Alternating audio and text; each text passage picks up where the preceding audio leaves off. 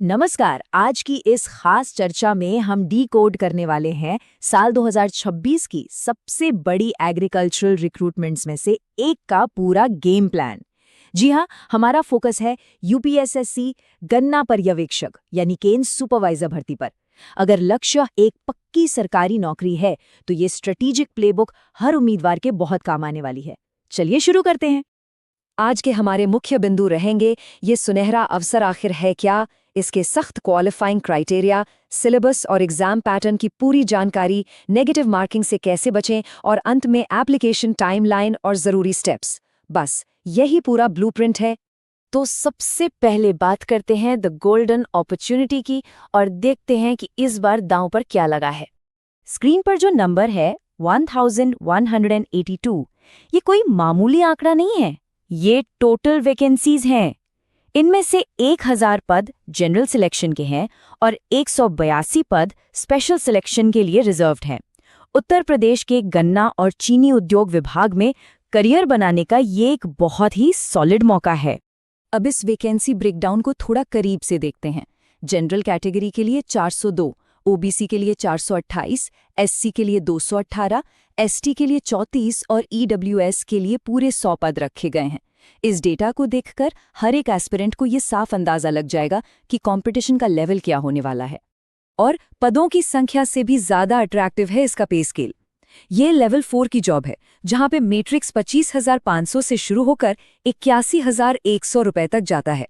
सीधे शब्दों में कहें तो एक बहुत ही बेहतरीन इनहैंस सैलरी मिलने वाली है, जो इसे एक बेहद सिक्योर और स्टेबल करियर ऑप्शन बनाती है। लेकिन इस शानदार मौके तक पहुंचने का रास्ता इतना भी आसान नहीं है। अब बात करते हैं उन सख्त एलिजिबिलिटी क्राइटेरिया की, जिन्हें हर हाल में पार करना ही होगा। यहाँ बिल्कुल ध्यान देने वाली बात यह है कि एप्लीकेशन क्लोज होने की डेट तक ये चारों चीजें हाथ में होनी ही चाहिए। पहला, यूपीएसएससी पीईटी 2025 का एक वैलिड स्कोर कार्ड। दूसरा, एग्रीकल्चर में बीएससी की डिग्री। तीसरा, डीओईएसीसी से CCC या ओ लेवल का कंप्यूटर सर्टिफिकेट। और चौथा, 1 जुलाई 2026 तक उम्र 21 से 40 साल के बीच होनी चाहिए। इनमें से एक भी डॉक्यूमेंट कम हुआ तो समझ लीजिए फॉर्म तुरंत रिजेक्ट हो जाएगा। और पीईटी स्कोर को लेकर तो कोई ढिलाई है ही नहीं। ये रूल बिल्कुल क्लियर है। जिन भी कैंडिडेट्स के पीईटी 2025 में 0, नेगेटिव या मिनिमम से कम मार्क्स हैं, उन्हें मेंस के लिए बिल्कुल शॉर्टलिस्ट नहीं किया जाएगा। यानी पिछली परफॉर्मेंस यहाँ बहुत बड़ा रोल प्ले करने वाली है। चलिए अब रुक करते हैं हमारे अगले सेक्शन की तरफ, सिलेबस और एग्जाम पैटर्न। देखते हैं असली रणभूमि कैसी होने वाली है। सबसे बड़ी राहत की बात यह है कि यहाँ कोई इंटरव्यू राउंड नहीं है। पूरा का पूरा सिलेक्शन सिर्फ एक सिंगल 2 घंटे के ऑब्जेक्टिव एग्जाम पर टिका है। पूरे 120 मिनट और 100 सवाल, बस इसी एक ओएमआर बेस्ड पेपर पर सारा फोकस डालना है। अब इस सिलेबस के वेटेज को देखिए। ये बिल्कुल शीशे की तरह साफ है कि एग्रीकल्चर यानी कृषि विज्ञान से जुड़े टॉपिक ही इस पेपर में किंग मेकर है। 100 में से सीधे 65 सवाल क्रॉप साइंस और सॉइल कंजर्वेशन जैसे एग्रीकल्चरल टॉपिक्स से होंगे। बाकी 20 सवाल यूपीजी के और 15 सवाल कंप्यूटर और आईटी से पूछे जाएंगे। साफ है, अगर सिलेक्शन चाहिए तो एग्रीकल्चर के सेक्शन को मास्टर करना ही होगा। अब आते हैं इस एग्जाम के सबसे खतरनाक और ट्रिकी हिस्से पर, नेगेटिव मार्किंग को मास्टर करना। इसे समझना बिल्कुल गेम चेंजर साबित होने वाला है। हर गलत जवाब पर -0.25 यानी 1/4 अंक की पेनल्टी लगेगी। सुनने में शायद छोटा लगे, लेकिन ये वो साइलेंट किलर है जो एक बहुत अच्छे स्कोर को भी मिनटों में बर्बाद कर सकता है। इस एग्जाम में तुक्केबाजी के लिए बिल्कुल कोई जगह नहीं है। इसे एक उदाहरण से समझते हैं। मान लीजिए 80 सवाल अटेम्प्ट किए गए। स्मार्ट स्ट्रैटेजी ये है कि 70% कॉन्फिडेंस वाले सवाल ही छुए जाएं। अगर 65 सही और 15 गलत हुए तो फाइनल स्कोर 61.25 बनता है, जो कि सेफ है।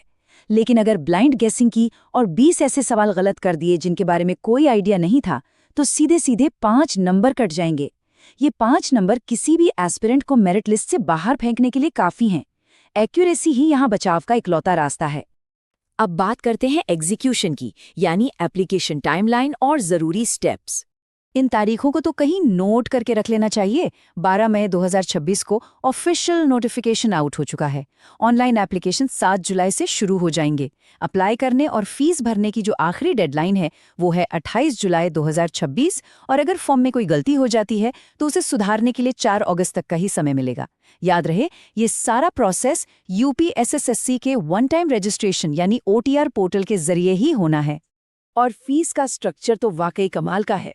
चाहे जनरल कैटेगरी हो, OBC, SC, ST या फिर EWS, सभी के लिए एप्लीकेशन फीस सिर्फ और सिर्फ 25 रुपए रखी गई है। ये एक बहुत ही बेहतरीन कदम है जो हर एक कैंडिडेट को बिल्कुल समान अवसर देता है। तो पूरा ब्लूप्रिंट अब सामने है, लेकिन बड़ा सवाल ये है कि क्या तैयारी करने वाले एस्पिरेंट्स समय रहते इस विशाल एग्रीकल्चर सिलेबस और इस जानलेवा नेगेटिव मार्किंग की स्ट्रैटेजी पर अपनी मजबूत पकड़ बना पाएंगे? एग्जाम के उस भारी प्रेशर में बिना गलती किए इस प्लान को एग्जीक्यूट करना ही असली टेस्ट है। जो इस चुनौती को पार कर गया वही बनेगा अगला केन सुपरवाइजर।